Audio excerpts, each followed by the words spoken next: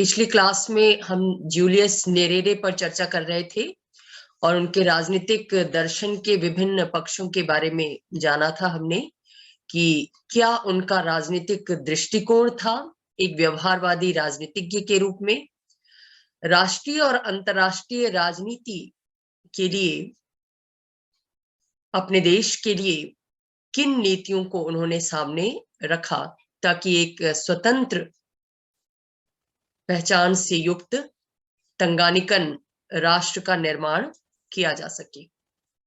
अब आज हम देखेंगे कि उनके अन्य राजनीतिक विचार क्या हैं, उनके राजनीतिक दर्शन के अन्य आयाम क्या हैं। तो एक आयाम जिस पर अक्सर विवाद की स्थिति उत्पन्न होती है, लेकिन नेरेरे उस मुद्दे पर स्पष्ट है, और वो ये है कि एक दलीय शासन जो उनके द्वारा तंजानिया जैसे देश में स्थापित किया गया, वो जनतंत्र के सिद्धांतों के कितना अनुरूप है और कितना प्रतिकूल है।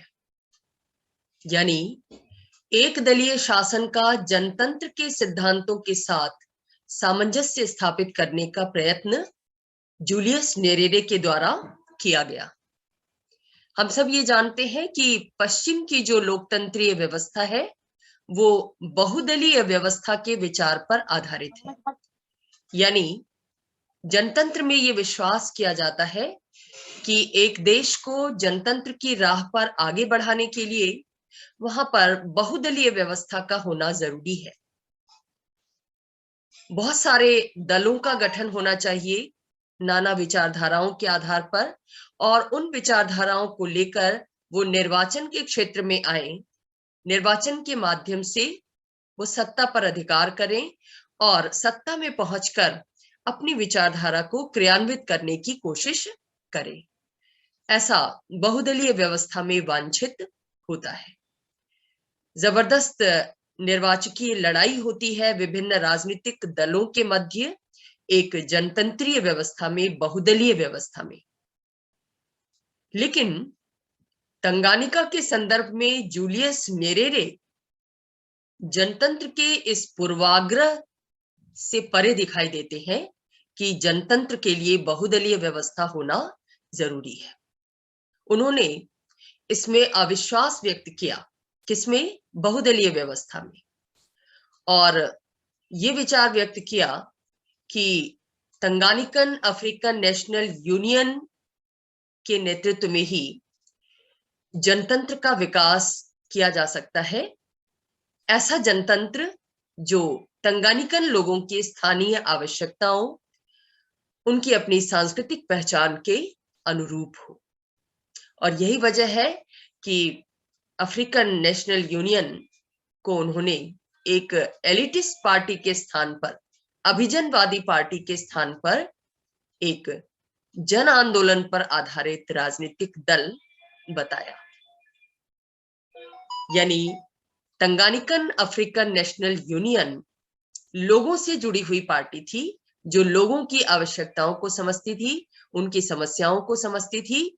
उसे एक एलिटिस्ट पार्टी का, अभिजनवादी पार्टी का, संभ्रांत पार्टी का दर्जा देना उपयुक्त नहीं है। अक्सर जहां पर एक दलीय व्यवस्था होती है, वहां पर उस दल पर यह आरोप लगाया जाता है कि वो दल एलिटिस्ट होता है, अभिजनवादी होता है और अपनी विचारधारा को सभी लोगों पर जबरदस्ती थोपने की कोशिश करता है। नेरेरे ने इन आरोपों को खारिज किया और बार बार इस बात को याद दिलाया कि तंगानिका जैसे नव स्वाधीन देश के लिए एक राजनीतिक दल के अलावा अन्य राजनीतिक दल प्रभावी नहीं हो सकते।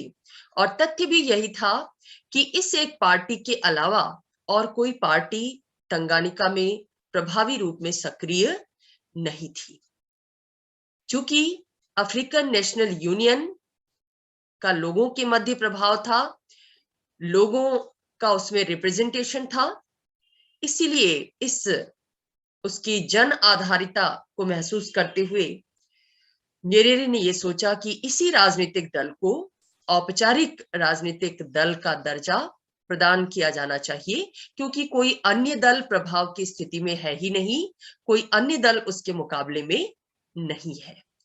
और यही वजह है कि नेरेरे ने इस पार्टी को औपचारिक रूप प्रदान करने के लिए, यानी एक दलीय व्यवस्था को औपचारिक रूप प्रदान करने के लिए कमीशन की नियुक्ति की। और उस कमीशन ने 1965 में अपनी रिपोर्ट में ये कहा कि तंजानिया के लिए एक दलीय लोकतंत्र ही वाजिब है। ये जो रिपोर्ट थी इस कमीशन की, ये रिपोर्ट तंगानिका के अंतरिम संविधान के रूप में मान्य हुई। अंतरिम संविधान उसे कहते हैं जो पूर्ण संविधान बनने के पहले लागू होता है। ये एक संक्रांतिकालीन व्यवस्था होती है, कुछ समय के लिए व्यवस्था होती है। अंतरिम संविधान के प्रावधान के रूप में इस व्यवस्था को अपनाया जाता है। तो इस कमीशन की जो रिपोर्ट थी उसने तंगानिका के लिए अंतरिम संविधान के रूप में कार्य किया, और इस रिपोर्ट में सुझाव दिया गया कि तंजानिया जैसे देश के लिए एक दलीय लोकतंत्र ही उचित है। और इस तरह से नेरेरे के नेतृत्व में एक दलीय शासन वाला जनतंत्र तंजानिया में स्थापित हुआ। और नेरेरे इस संबंध में ये विचार व्यक्त करते हैं कि जो लोग बहुदलीय व्यवस्था आधारित लोकतंत्र की धारणा में विश्वास रखते हैं, उनके लिए तंगानिका में एक पार्टी का शासन जनतंत्र की हत्या प्रतीत हो सकता है, लेकिन वास्तव में वो तंजानिया जैसे देश के लिए जनतंत्र की हत्या नहीं है, बल्कि वो नए तरह का लोकतंत्र है जो वहां के लोगों की जरूरतों के अनुरूप है। पश्चिम का जो प्रतिनिधि मूलक लोकतंत्र है उसमें नेरेरे कई बुराइयां देखते थे, और सबसे बड़ी बुराई उनकी दृष्टि में ये थी कि ऐसी व्यवस्था में जनप्रतिनिधि एक बार चुन जाने के बाद अनुत्तरदायित्वपूर्ण ढंग से कार्य करते हैं, यानी जनता की आवश्यकताओं को भुला देते हैं, उनसे संपर्क को कोई महत्व नहीं देते और अपने दायित्व से बचते हैं। इसलिए ऐसी निर्वाचन आधारित, बहुदलीय निर्वाचन आधारित जनतंत्री व्यवस्था लोगों की दृष्टि से, लोगों के हितों की दृष्टि से बहुत ज्यादा कामयाब नहीं हो सकती। इसलिए चाहे भले एक पार्टी रहे, लेकिन वो पार्टी जनता के प्रति उत्तरदायी होनी चाहिए, जनप्रतिनिधि जनता के प्रति उत्तरदायी होने चाहिए, उनका जुड़ाव जनता से होना चाहिए, उन्हें जनता की समस्याओं, विचारों और दृष्टिकोणों का ज्ञान होना चाहिए, जनता के सुझावों को महत्व देने वाले वो होने चाहिए। कुछ इस तरह के भाव नेरेरे के मन में थे तंजानिया में एक दलीय जनतंत्र की स्थापना के पीछे।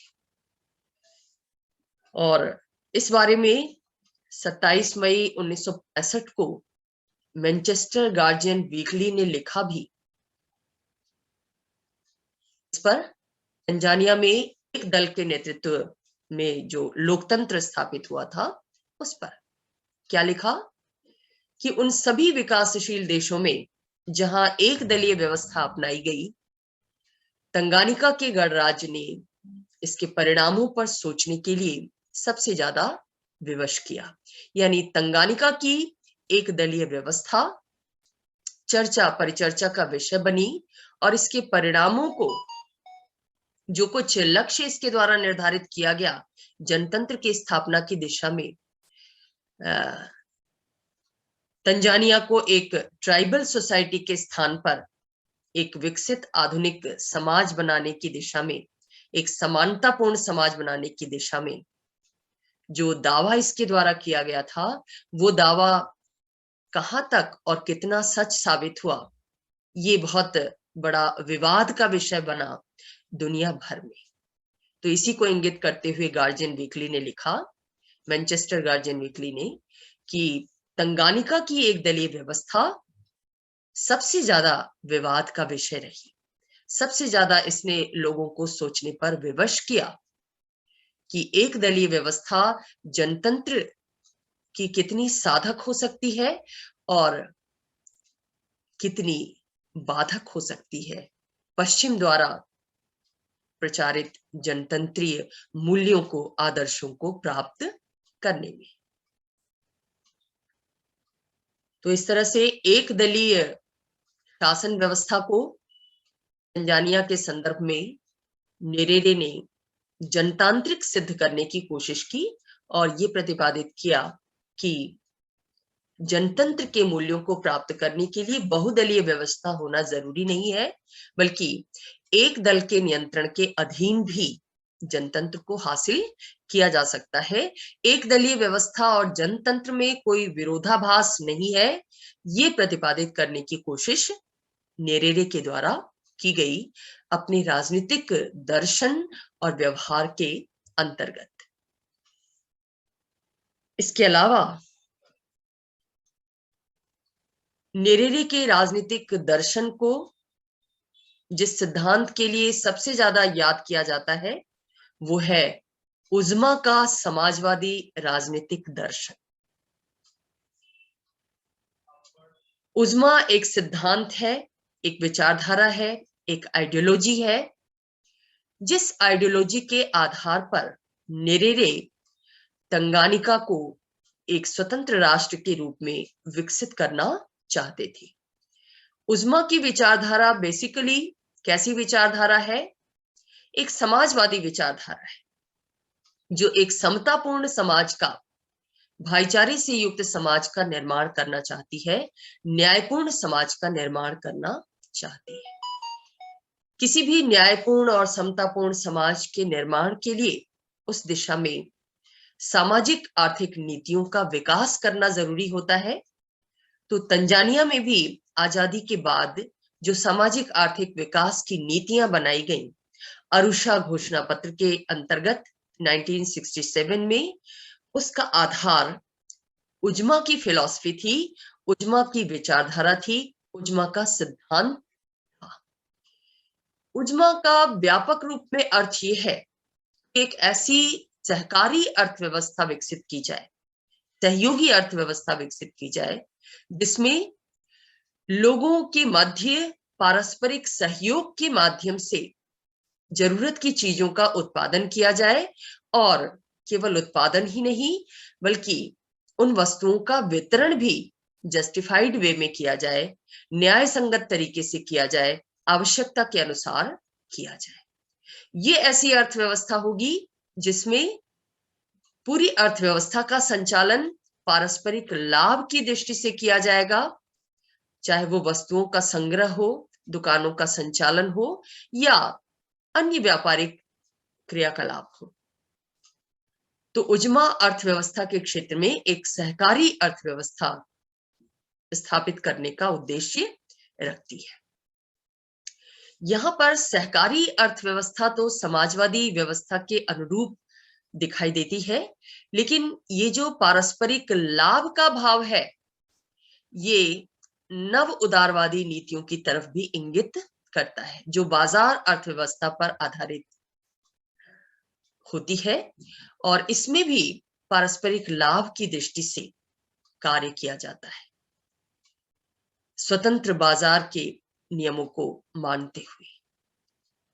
तो ये एक कंट्राडिक्शन, एक विरोधाभास नीतियों में, दर्शन में देखने को मिलता है नेरेरे के, कि एक तरफ तो वो उज़्मा की समाजवादी विचारधारा की बात करते हैं और दूसरी तरफ पारस्परिक लाभ पर आधारित अर्थव्यवस्था की बात करके वो नव उदारवाद की तरफ संकेत करते हैं। बहरहाल शाब्दिक दृष्टि से अगर उज़्मा को देखा जाए तो ये एक स्वाहिली शब्द है जिसका अर्थ होता है बड़ा परिवार और भाईचारा। यानी उज़्मा एक ऐसी व्यवस्था की का पक्षधर है जो एक बड़े परिवार के रूप में राष्ट्र को डेवलप करना चाहती है, जो लोगों के मध्य भाईचारे का विकास करना चाहती है, किसी भी आधार पर, चाहे वो प्रजातीय आधार हो, अन्य कोई आधार हो, किसी भी तरह का भेदभाव या लोगों के मध्य दूरी अगर है तो उस दूरी को समाप्त करके उन्हें एक दूसरे के करीब लाया जाए, एक दूसरे के मन में एक दूसरे के प्रति सम्मान और भाईचारे का डेवलपमेंट किया जाए। दूसरे, उज़्मा की विचारधारा इस विश्वास पर आधारित है कि एक व्यक्ति के व्यक्तित्व के विकास में समाज के लोगों का और उसके समुदाय का बड़ा योगदान होता है, जिस समुदाय का वो सदस्य होता है। हर व्यक्ति किसी न किसी समुदाय का सदस्य होता है। वो समुदाय सांस्कृतिक भी हो सकता है, आर्थिक भी हो सकता है, राजनीतिक भी हो सकता है। तो समुदाय के सदस्य के रूप में व्यक्ति जब उसमें भागीदार बनता है, उसके मूल्यों को अपनाता है, उसके विश्वासों को अपनाता है, तो जाने अनजाने रूप में उसके व्यक्तित्व का विकास उन्हीं मूल्यों के अनुरूप होता है। ये जो समुदाय का भाव है, वो ही समुदाय के लोगों को एक दूसरे से जोड़ता है और उनके मध्य प्रेम, भाईचारे और सेवा भाव का विकास करता है। यहां पर मैं आपको बता दूं कि समसामयिक दौर में जो समुदायवादी विचारधारा है, वो भी इस बात में विश्वास रखती है कि व्यक्ति के व्यक्तित्व के विकास में जो कुछ व्यक्ति है, जो कुछ अपने जीवन में बन पाता है, उसके निर्माण में उसके समुदाय का बड़ा योगदान होता है। इसलिए उस समुदाय के अधिकारों को भी महत्व दिया जाना चाहिए। समुदाय की एक पृथक पहचान डेवलप होनी चाहिए राष्ट्रीय, अंतरराष्ट्रीय जगत में, ऐसा समुदायवादी विचारक कहते हैं। तो यहां पर जब नेरेरे समुदाय के महत्व का प्रतिपादन करते हैं, तो वो भी एक तरह से समुदायवादी विचारक के रूप में हमारे सामने आते हैं। यानी उनकी उज़्मा की फिलॉसफी में एक तरफ जहां समाजवाद है, नव उदारवाद है, वहीं दूसरी तरफ समुदायवाद भी घुसा हुआ है। व्यावहारिक दृष्टि से नेरेरे ने उज़्मा का प्रयोग राष्ट्र के विकास की योजना के संदर्भ में किया और इसे एक मॉडल के रूप में डेवलप किया। कैसा मॉडल? तंजानिया के राजनीतिक आर्थिक विकास का मॉडल, राजनीतिक आर्थिक प्रबंधन का मॉडल। इस मॉडल के विकास में उन्होंने कुछ आयाम निर्धारित किए, कुछ पक्ष निर्धारित किए कि तंजानिया को उन आयामों को अपनाते हुए विकास के पथ पर आगे बढ़ना है। क्या आयाम थे? यानी उज़्मा की सामाजिक, आर्थिक, राजनीतिक नीतियां क्या थीं उज़्मा मॉडल के अंतर्गत, प्रबंधन के इस मॉडल के अंतर्गत? तो सबसे पहले उज़्मा के अंतर्गत नेरेरे ने यह विश्वास व्यक्त किया कि तंगानिका अफ्रीकन नेशनल यूनियन के नेतृत्व में ही एक दलीय व्यवस्था तंजानिया जैसे देश में स्थापित की जा सकती है, क्योंकि एक दल के नेतृत्व में ही लोगों के मध्य सौहार्दपूर्ण संबंधों की स्थापना की जा सकती है, एकता के भाव को जगाया जा सकता है, उनके मध्य जो प्रजातिगत भेद है उनको दूर किया जा सकता है और एक राष्ट्र के रूप में, एक स्वतंत्र राष्ट्र के रूप में तंजानिया को पृथक पहचान दिलाई जा सकती है। तो एक दलीय लोकतंत्र ये उज़्मा की विचारधारा का पहला आयाम था, जिसको सामने रखा गया नेरेरे के द्वारा। दूसरे, उज़्मा की फिलॉसफी के अंतर्गत नेरेरे ने यह भी कहा कि तंजानिया जैसे देश में सामाजिक, राजनीतिक, आर्थिक समानता को प्राप्त करने के लिए एक संस्थात्मक व्यवस्था की जानी चाहिए और वो संस्थात्मक व्यवस्था केंद्रीय लोकतंत्र के माध्यम से हो सकती है। यानी एक पार्टी के द्वारा जिस लोकतांत्रिक शासन की स्थापना की जाएगी, उसके द्वारा जो स्टेप उठाए जाएंगे, उनके माध्यम से ही तंजानिया जैसे देश में सामाजिक, राजनीतिक और आर्थिक समानता के लक्ष्य को प्राप्त किया जा सकता है। और इस दिशा में आगे बढ़ते हुए आधारभूत उद्योगों का राष्ट्रीयकरण करना होगा, यानी आधारभूत उद्योगों पर सरकार का नियंत्रण स्थापित करना होगा, सरकार का मालिकाना स्थापित करना होगा, सरकार के स्वामित्व के अंतर्गत ये सभी उद्योग आएंगे, ताकि सरकार उन उद्योगों का न्यायपूर्ण ढंग से संचालन कर सके और उन उद्योगों से जो लाभ प्राप्त हो, उन लाभों का वितरण जनता के मध्य बराबरी के आधार पर कर सके, न्यायपूर्ण ढंग से कर सके। इसके लिए ये संस्थात्मक व्यवस्था करनी जरूरी होगी।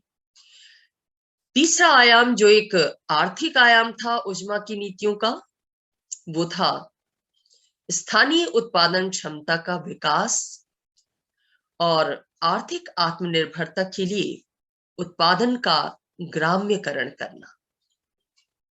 यानी गांधी ने जैसे ग्राम स्वराज की कल्पना की थी कि हर गांव अपने आप में एक पूर्ण आत्मनिर्भर आर्थिक इकाई बने, अपनी जरूरत की चीजों का खुद उत्पादन करे, दूसरों पर उसकी निर्भरता न हो, उसी नीति के अनुरूप नेरेरे ने भी उज्मा की नीतियों के तहत तंजानिया की स्थानीय आवश्यकताओं को अनुभव करते हुए ये मत दिया कि ग्राम्यकरण किया जाए अर्थव्यवस्था का, यानी हर गांव को आर्थिक दृष्टि से, उत्पादन की दृष्टि से आत्मनिर्भर बनाया जाए, ताकि उसके अंदर उत्पादन क्षमता का विकास हो सके और आगे वो आर्थिक विकास के लक्ष्य को प्राप्त कर सके। तो राजनीतिक आयाम, आर्थिक आयाम और सांस्कृतिक आयाम, ये भी नेरेरे की उज्मा फिलॉसफी का एक प्रमुख आयाम था, जिसके अंतर्गत नेरेरे ने ये कहा कि लोगों के आर्थिक और सांस्कृतिक दृष्टिकोण में भी परिवर्तन करना जरूरी होगा अगर तंजानिया को एक आत्मनिर्भर राष्ट्र बनाना है। कैसे परिवर्तन करना होगा और क्या परिवर्तन करना होगा? नेरेरे ये कहते हैं कि आर्थिक दृष्टिकोण में ये परिवर्तन करना होगा कि हर व्यक्ति को 2 मोर्चों पर उत्पादन करना होगा। प्रथम समुदाय के लिए, समूह के लिए, और दूसरा स्वयं के लिए। एक मुक्त बाजार अर्थव्यवस्था में आमतौर पर व्यक्ति स्वयं के लिए उत्पादन करता है, स्वयं के लिए अर्निंग करता है, अपने और अपने परिवार के डेवलपमेंट के लिए अर्निंग करता है, जीविकोपार्जन करता है, अर्थ का संग्रह करता है, उत्पादन करता है।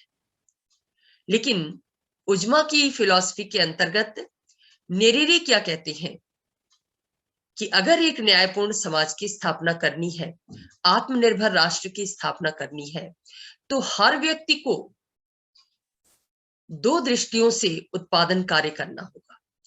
एक तो वो अपने लिए करेगा ही, जैसा कि हर व्यक्ति करता है स्वाभाविक रूप से, साथ ही वो समूह के लिए भी कार्य करेगा, उस समुदाय के लिए भी कार्य करेगा जिस समुदाय का वो सदस्य है, जिस समुदाय ने उसके विकास में योगदान दिया है, उसके व्यक्तित्व को निर्मित करने में योगदान दिया है। तो आर्थिक रूप से हर व्यक्ति को 2 मोर्चों पर काम करना होगा, और दूसरे सांस्कृतिक रूप से तंजानिया के लोगों को अपना दृष्टिकोण बदलना होगा। क्या बदलाव लाना होगा कि अब तक उनकी जो यूरोपीय शक्तियों पर निर्भरता थी उपभोग के लिए, सांस्कृतिक रूप से पश्चिम का अनुकरण करने की दृष्टि से, उस दृष्टिकोण को त्यागना होगा और सांस्कृतिक आत्मनिर्भरता का भाव डेवलप करना होगा। यानी अपनी संस्कृति, अपनी परंपरा पर सम्मान के साथ साथ स्वयं द्वारा उत्पादित वस्तुओं के उपभोग से ही संतुष्ट होना होगा।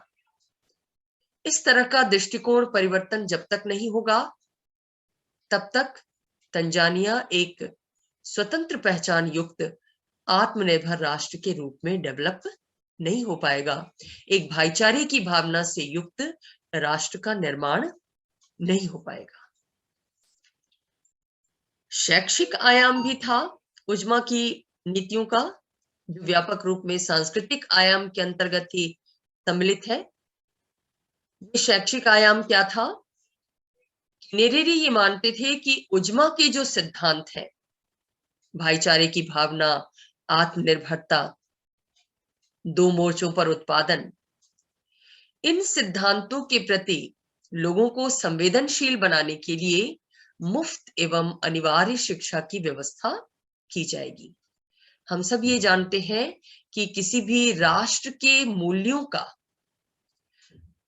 राष्ट्र के आदर्शों के प्रति नागरिकों के मन में सम्मान का भाव विकसित करने का सबसे बड़ा जरिया शिक्षा व्यवस्था होती है।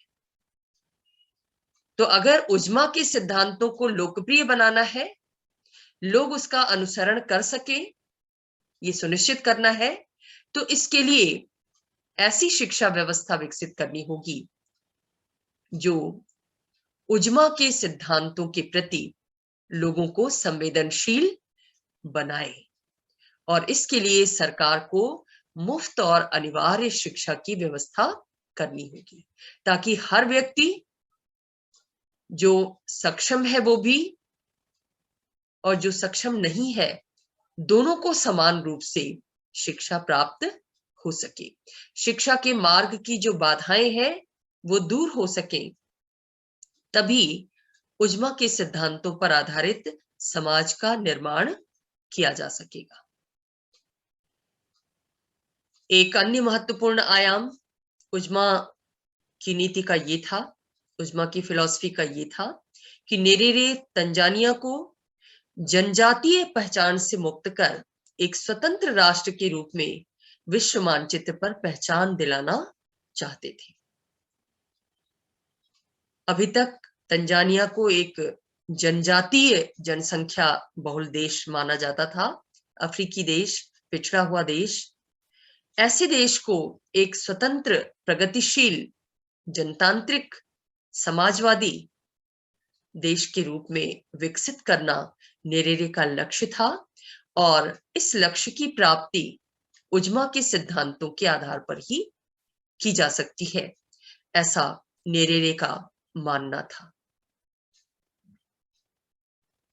सामाजिक जीवन के क्षेत्र में, पारिवारिक जीवन के क्षेत्र में भी नेरेरे ने उजमा के सिद्धांतों को लागू करने की कोशिश की, और इस संबंध में उन्होंने न्यूक्लियर फैमिली को प्रोत्साहित किया, क्योंकि न्यूक्लियर फैमिली के अंतर्गत ही महिलाओं की पारंपरिक घरेलू भूमिका में बदलाव लाया जा सकता था और उनके अधिकारों को प्रोत्साहित किया जा सकता था। यहां पर भी नेरेरे के विचारों में एक विरोधाभास है कि एक तरफ तो वो समुदाय के विकास की, समुदाय की पहचान की बात करते हैं, और दूसरी तरफ न्यूक्लियर फैमिली को प्रोत्साहित करने की बात करते हैं, जो न्यूक्लियर फैमिली संयुक्त परिवार के विपरीत होती है।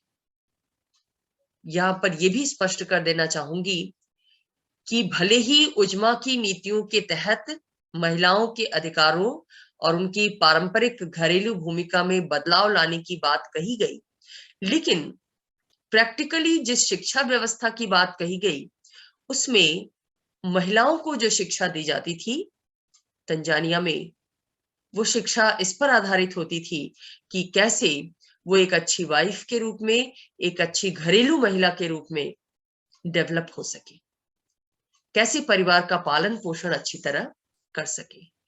तो ये कंट्राडिक्शन भी, ये विरोधाभास भी उजमा की नीतियों में देखने को मिलता है। हालांकि इसके बावजूद उजमा की विचारधारा ने दुनिया भर के लोगों का ध्यान आकर्षित किया, क्योंकि सिद्धांत रूप में ही सही, नीतियों को क्रियान्वित करते समय नैतिक पक्ष पर ज्यादा बल दिया गया था। दूसरी विशेषता हम उजमा की नीतियों की ये देखते हैं कि जब नेरेरे तंजानिया जैसे देश को राष्ट्रीय पहचान दिलाने की बात करते हैं, और उजमा की विचारधारा को समाजवादी दर्शन के रूप में पेश करते हैं, एक न्यायपूर्ण समाज की स्थापना के लिए, एक समतापूर्ण समाज की स्थापना के लिए। तो हम ये देखते हैं कि उनकी इस फिलॉसफी में एक साथ ही समाजवाद यानी वामपंथ और दक्षिणपंथ दोनों एक साथ मौजूद दिखाई देते हैं, क्योंकि दक्षिणपंथी विचारधारा एक राष्ट्र की पारंपरिक पहचान को बनाए रखने का विचार प्रस्तुत करती है। और यही बात नेरेरे ने भी कही कि तंजानिया जैसे देश को अपनी पृथक सांस्कृतिक राष्ट्रीय पहचान बनानी है, कायम रखनी है। वेस्ट के जनतंत्र को नहीं अपनाना है, बल्कि अपने तरीके का एक दलीय व्यवस्था पर आधारित जनतंत्र विकसित करना है, जो तंजानिया के लोगों की आवश्यकताओं के अनुरूप हो, उनकी समस्याओं के समाधान के निमित्त हो। नेरेरे एक व्यवहारवादी राजनीतिज्ञ थे, हम सब ये जानते हैं। इसलिए उजमा के सिद्धांतों को व्यावहारिक रूप देते हुए उन्होंने